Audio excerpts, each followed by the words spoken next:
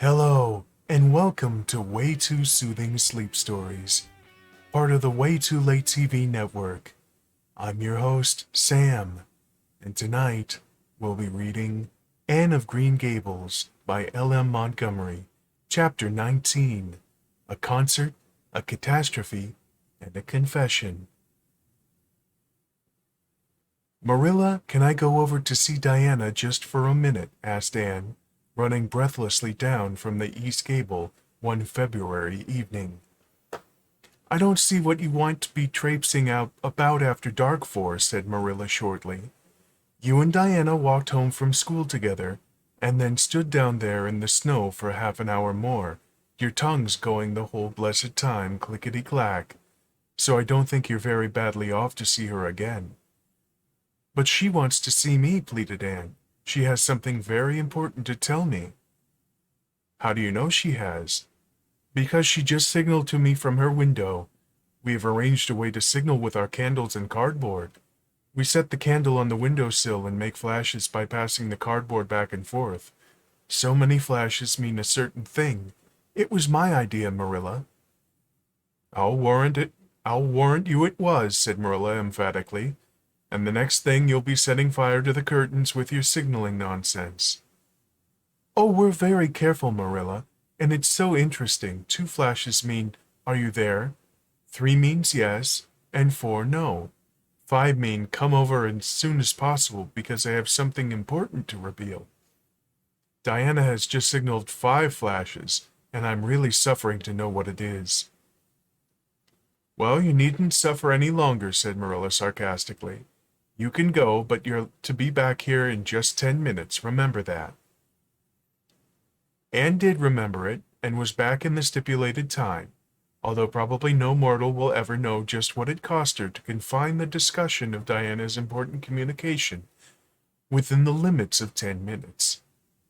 But at least she had made good use of them. Oh, Marilla, what do you think? You know tomorrow is Diana's birthday. Well, her mother told her she could ask me to go home with her from school and stay all night with her. And her cousins are coming over from Newbridge in a big pung sleigh to go to the debating club concert at the hall tomorrow night. And they're going to take Diana and me to the concert. If you'll let me go, that is. You will, won't you, Marilla? Oh, I feel so excited. You can calm down then, because you're not going. You're better at home in your own bed, and as for that club concert, it's all nonsense. A little girl should not be allowed to go out to such places at all. I'm sure the debating club is a most respectable affair, pleaded Anne. I'm not saying it isn't, but you're not going to begin gaddling about to concerts and staying out at all night hours of the night, petty doing things for children. I'm surprised at Mrs. Barry's letting Diana go. But it's such a very special occasion, mourned Anne, on the verge of tears. Diana has only one birthday in a year. It isn't as if birthdays were common things, Marilla. Prissy Andrews is going to recite Curfew Must Not Ring tonight. That is such a good moral piece, Marilla. I'm sure it would do me lots of good to hear it. And the choir are going to sing 4 lovely pathetic songs that are pretty near as good as hymns. And oh, Marilla, the minister is going to take part. Yes, indeed he is. He's going to give an address. That'll be just about the same thing as a sermon. Please, mayn't I go, Marilla? You heard what I said, Anne, didn't you? Take off your boots now and go to bed. It's past 8. There's just one more thing, Marilla, said Anne, with the air of producing the last shot in her locker. Mrs. Barry told Diana that we might sleep in the spare room bed. Think of the honor of your little Anne being put in the spare room bed. It's an honor you'll have to get along without. Go to bed, Anne, and don't let me hear another word out of you. When Anne, with tears rolling over her cheeks, had gone sorrowfully upstairs, Matthew, who had been apparently sound asleep on the lounge during the whole dialogue, opened his eyes and said decidedly, Well now, Marilla, I think you ought to let Anne go. I don't then, retorted Marilla. Who's bringing this child up, Matthew or me? Well, now you, admitted Matthew. Don't interfere then. Well, now, I ain't interferin'. I ain't interferin' to have your own opinion. My opinion is that you ought to let Anne go. You'd think I ought to let Anne go to the moon if she took the notion, I've no doubt, was Marilla's amiable rejoinder. I might have let her spend the night with Diana if that was all, but I don't approve of this concert plan. She'd go there and catch cold like as not, and have her head filled up with nonsense and excitement. It would unsettle her for a week. I understand that child's disposition and what's good for it better than you, Matthew. I think you ought to let Anne go, repeated Matthew firmly. Argument was not his strong point, but holding fast to his opinion certainly was. Marilla gave a gasp of helplessness and took refuge in silence. The next morning, when Anne was washing the breakfast dishes in the pantry, Matthew paused on his way out to the barn to say to Marilla again, I think you ought to let Anne go, Marilla. For a moment, Marilla looked things not lawful to be uttered. Then she yielded to the inevitable and said tartly, Very well, she can go. Since nothing else, I'll please you. Anne flew out of the pantry, dripping dishcloth in hand. Oh, Marilla, Marilla, say those blessed words again. I guess once is enough to say them. This is Matthew's doings, and I wash my hands of it. If you catch pneumonia sleeping in a strange bed or coming out of the hot hall in the middle of the night, don't blame me. Blame Matthew. Anne Shirley, you're dripping greasy water all over the floor. I never saw such a careless child. Oh, I know I'm a great trial to you, Marilla, said Anne repentantly. I make so many mistakes. But then just think of all the mistakes I don't make, although I might. I'll get some sand and scrub up the spots before I go to school. Oh, Marilla, my heart was just set on going to that concert. I never was to a concert in my life, and when the other girls talk about them in school, I feel so out of it. You didn't know just how I felt about it, but you see Matthew did. Matthew understands me, and it's so nice to be understood, Marilla. Anne was too excited to do herself justice as to lessons that morning in school. Gilbert Blythe spelled her down in class and left her clear out of sight in mental arithmetic. Anne's consequent humiliation was less than it might have been, however, in view of the concert and the spare-room bed. She and Diana talked so constantly about it all day that with a stricter teacher than Mr. Phillips, dire disgrace must inevitably have been their portion. Anne felt that she could not have borne it if she had not been going to the concert, for nothing else was discussed that day in school. The Avonlea Debating Club, which met fortnightly all winter, had had several smaller free entertainments, but this was to be a big affair, admission 10 cents, in aid of the library. The Avonlea young people had been practicing for weeks, and all the scholars were especially interested in it by reason of older brothers and sisters who were going to take part. Everybody in school over 9 years of age expected to go, except Carrie Sloane, whose father shared Marilla's opinions about small girls going out to night concerts. Carrie Sloane cried into her grammar all the afternoon and felt that life was not worth living. For Anne, the real excitement began with the dismissal of school and increased therefrom, in crescendo, until it reached to a crash of positive ecstasy in the concert itself. They had a perfectly elegant tea, and then came the delicious occupation of dressing in Diana's little room upstairs. Diana did Anne's front hair in the new pompadour style, and Anne tied Diana's bows with the especial knack she possessed, and they experimented with at least half a dozen different ways of arranging their back hair. At least they were ready, cheeks scarlet and eyes glowing with excitement. True, Anne could not help a little pang when she contrasted her plain black tam and shapeless, tight-sleeved, homemade gray cloth coat with Diana's jaunty fur cap and smart little jacket. But she remembered in time that she had an imagination and could use it. Then Diana's cousins, the Murrays from Newbridge, came. They all crowded into the big pung sleigh, among straw and furry robes. Anne reveled in the drive to the hall, slipping along over the satin-smooth roads with the snow crisping under the runners. There was a magnificent sunset, and the snowy hills and deep blue water of the St. Lawrence Gulf seemed to rim in the splendor like a huge bowl of pearl and sapphire, brimmed with wine and fire. Tinkles of sleigh bells and distant laughter that seemed like the mirth of wood elves came from every quarter. "Oh, Diana," breathed Anne, squeezing Diana's mittened hand under the fur robe. "Isn't it all like a beautiful dream? Do I really look like the same as usual? I feel so different that it seems to me it must show in my looks." "You look awfully nice," said Diana, who, having just received a compliment from one of her cousins, felt that she ought to pass it on. "You've got the loveliest color." The program that night was a series of thrills for at least one listener in the audience, and as Anne assured Diana, every succeeding thrill was thrillier than the last.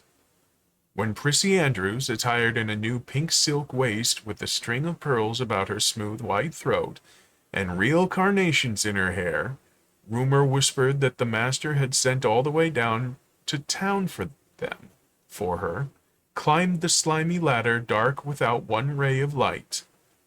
Anne shivered in luxurious sympathy. When the choir sang Far Above the Gentle Daisies, Anne gazed at the ceiling as if it were frescoed with angels. When Sam Sloane proceeded to explain and illustrate how Sockery set a hen, Anne laughed until people sitting near her laughed too, more out of sympathy with her than with amusement at the selection that was rather threadbare even in Avonlea.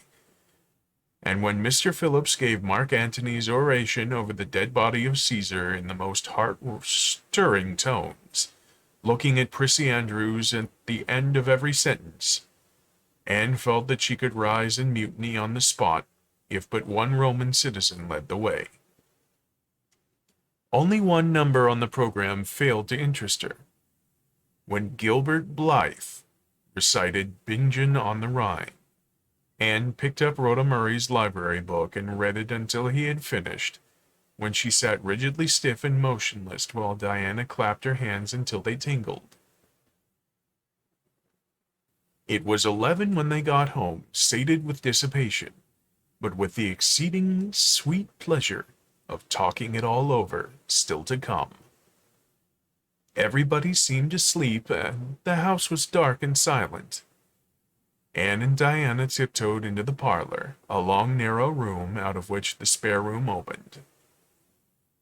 It was pleasantly warm and dimly lighted by the embers of a fire in the grate.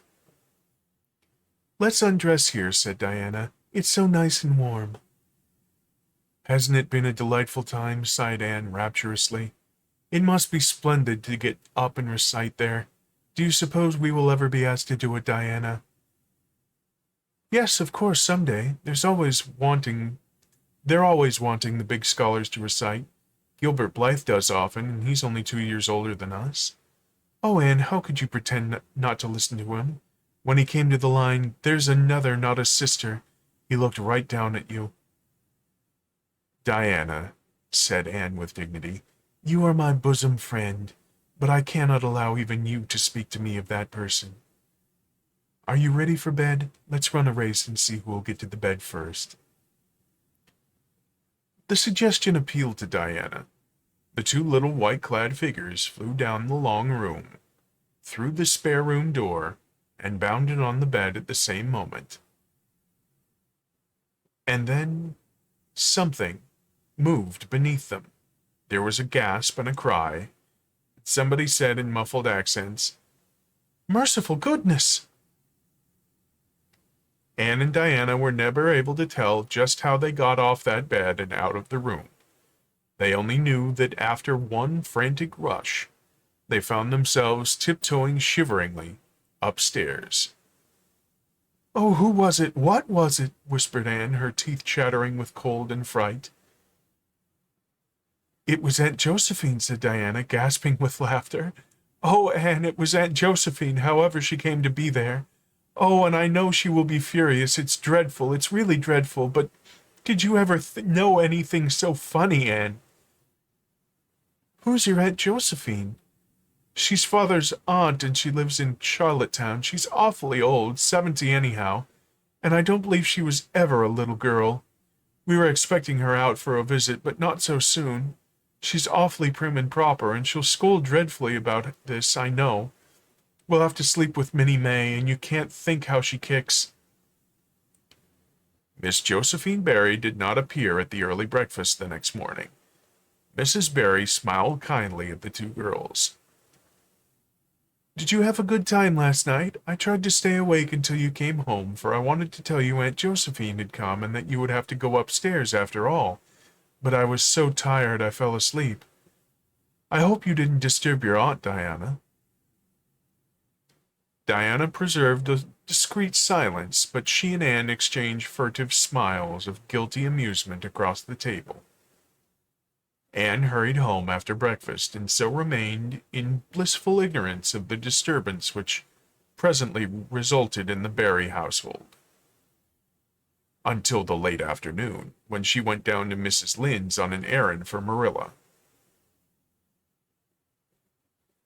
"So you and Diana nearly frightened poor old Mrs. Barry to death last night," said Mrs. Lynde severely, but with a twinkle in her eye. "Mrs. Barry was here a few minutes ago on her way to Carmody. She's feeling real worried about it. Old Miss Barry was in a terrible temper when she got up this morning, and Josephine Barry's temper is no joke, I can tell you that. She wouldn't speak to Diana at all." "It wasn't Diana's fault," said Anne contritely. "It was mine. I suggested racing to see who would get into bed first."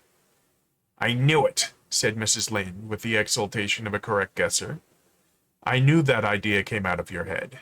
Well, it's made a nice lot of trouble, that's what. Old Miss Barry came out to stay for a month, but she declares she won't stay another day and is going right back to town tomorrow. Sunday and all it is. She'd have gone today if they could have taken her. She had promised to pay for a quarter's music lessons for Diana, but now she's determined to do nothing at all for such a tomboy. Oh, I guess they had a lively time of it there this morning. The Barrys must feel cut up. Old Miss Barry is rich, and they'd like to keep on the good side of her. Of course, Mrs. Barry didn't just say that to me, but I'm a pretty good judge of human nature, that's what." "I'm such an unlucky girl," mourned Anne. "I'm always getting into scrapes myself and getting my best friends, people I'd shed my heart's blood for, into them too. Can you tell me why it is so, Mrs. Lynde?" "It's because you're too heedless and impulsive, child, that's what. You never stop to think. Whatever comes into your head, you say or do without a moment's reflection." "Oh, but that's the best of it," protested Anne. "Something just flashes into your mind, so exciting, and you must out with it. If you stop to think it over, you spoil it all. Haven't you ever felt that yourself, Mrs. Lynde?" No, Mrs. Lynde had not. She shook her head sagely. "You must learn to think a little, Anne, that's what. The proverb you need to go by is look before you leap, especially into spare-room beds." Mrs. Lynde laughed comfortably over her mild joke, but Anne remained pensive. She saw nothing to laugh at in the situation, which to her eyes appeared very serious. When she left Mrs. Lynde, she took her way across the crusted fields to Orchard Slope. Diana met her at the kitchen door. "Your Aunt Josephine was very cross about it, wasn't she?" whispered Anne. "Yes," answered Diana, stifling a giggle with an apprehensive glance over her shoulder at the closed sitting-room door. "She was fairly dancing with rage, Anne. Oh, how she scolded. She said I was the worst-behaved girl she ever saw and that my parents ought to be ashamed of the way they had brought me up. She says she won't stay, and I sure don't care. But father and mother do." "Why didn't you tell them it was my fault?" demanded Anne. "It's likely I'd do such a thing, isn't it?" said Diana with just scorn. "I'm no telltale, Anne Shirley, and anyhow I was just as myself as much to blame as you." "Well, I'm going to tell her myself," said Anne resolutely. Diana stared. "Anne Shirley, you'd never. Why, she'll eat you alive." Don't frighten me any more than I am frightened, implored Anne. I'd rather go walk up to a cannon's mouth. But I've got to do it, Diana. It was my fault, and I've got to confess. I've had a practice in confessing, fortunately. Well, she's in the room, said Diana. You can go in if you want to. I wouldn't dare. And I don't believe you'll do a bit of good.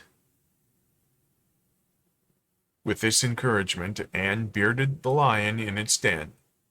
That is to say, walked resolutely up to the sitting-room door and knocked faintly. A sharp "Come in" followed. Miss Josephine Barry, thin, prim, and rigid, was knitting fiercely by the fire, her wrath quite unappeased and her eyes snapping through her gold-rimmed glasses. She wheeled around in her chair, expecting to see Diana, and beheld a white-faced girl whose great eyes were brimmed up with a mixture of desperate courage and shrinking terror. "Who are you?" demanded Miss Josephine Barry without ceremony. "I'm Anne of Green Gables," said the small visitor tremulously, clasping her hands with her characteristic gesture. "And I've come to confess, if you please." "Confess what?" "That it was all my fault about jumping into bed on you last night. I suggested it. Diana would never have thought of such a thing, I'm sure. Diana is a very ladylike girl, Miss Barry, so you must see how unjust it is to blame her." "Oh, I must, hey? I rather think Diana did her share of jumping, at least.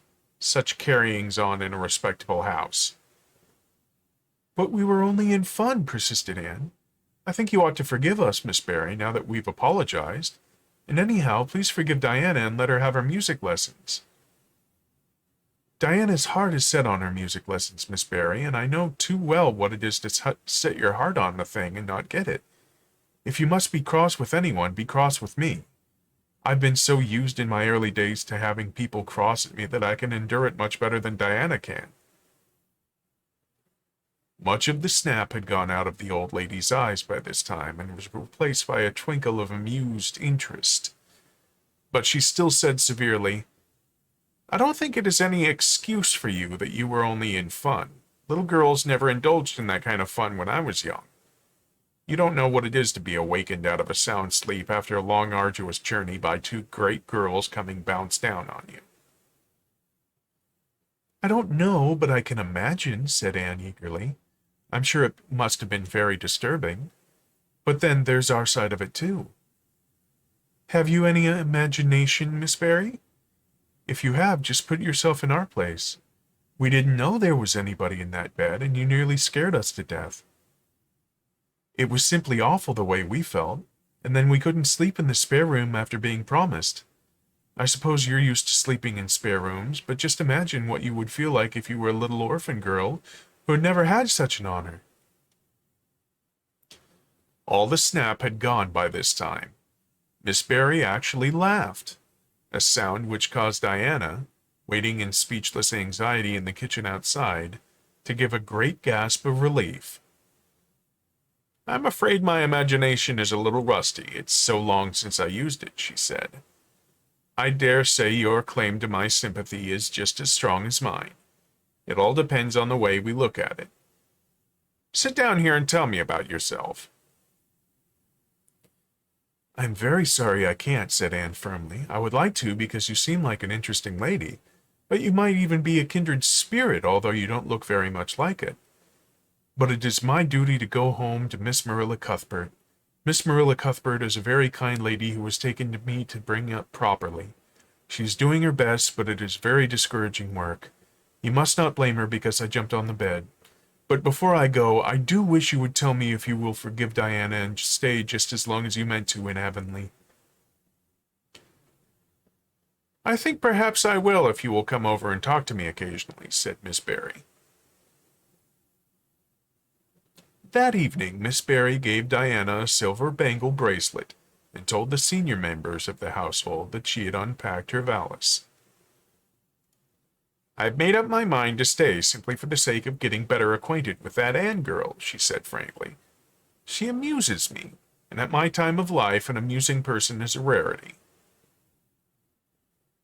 Marilla's only comment when she heard the story was, "I told you so."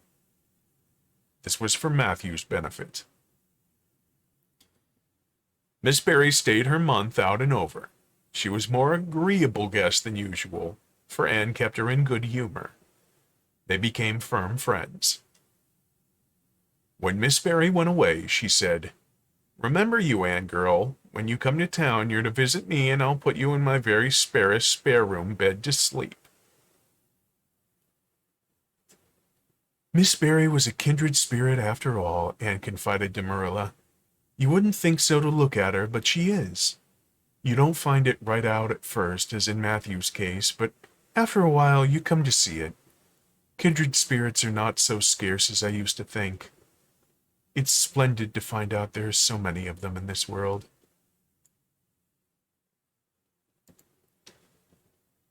And that is Chapter 19. A concert, a catastrophe, and a confession. Thank you for watching Way Too Soothing Sleep Stories, part of the Way Too Late TV network. Please join me at waytoolatetv.com for all your Way Too Late TV needs. Until next time, good night, my night owls. Sleep well when you get there.